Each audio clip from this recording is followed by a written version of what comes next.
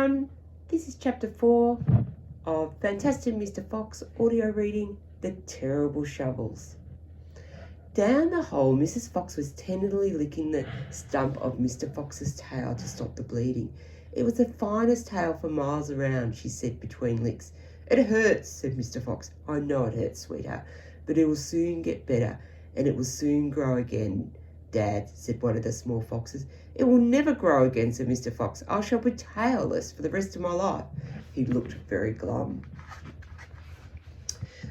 There was no food for the foxes that night, and soon the children dozed off. Then Mrs. Fox dozed off, but Mr. Fox couldn't sleep because of the pain in the stump of his tail. Well, he thought, I suppose I'm lucky to be alive at all. And now they've found our hole. We're going to have to move out as soon as possible. We'll never get any peace if we... What was that? He turned his head sharply and listened.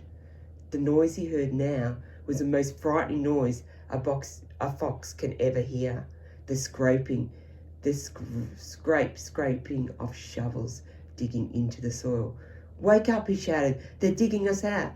Mrs. Fox was wide awake in a second. She sat up, quivering all over. Are you sure that's it? She whispered. I'm positive. Listen.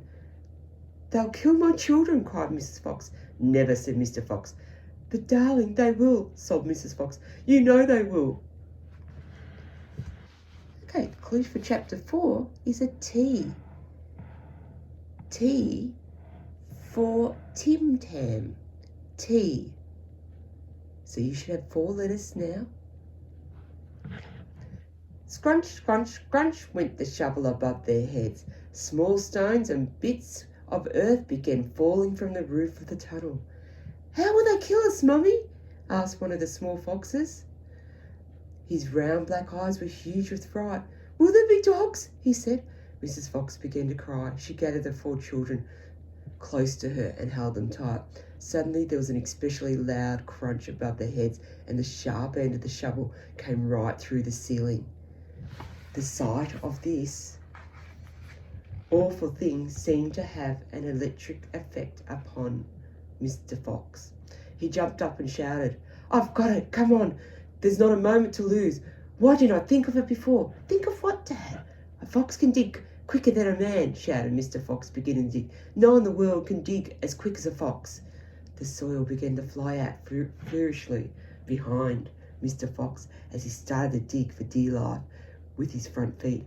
Mrs. Fox ran forward to help him. So did the 4 children. Go downwards, ordered Mr. Fox. We've got to go deep as we possibly can. The tunnel began to grow longer and longer.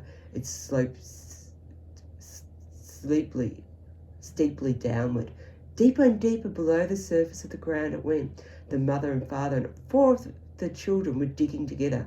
Their front legs were moving so fast you couldn't see them, and gradually the scrunching and scraping of shovels became fainter and fainter.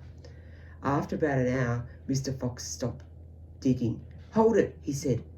They've all stopped. They turned and looked back at the long tunnel they'd just dug. All was quiet.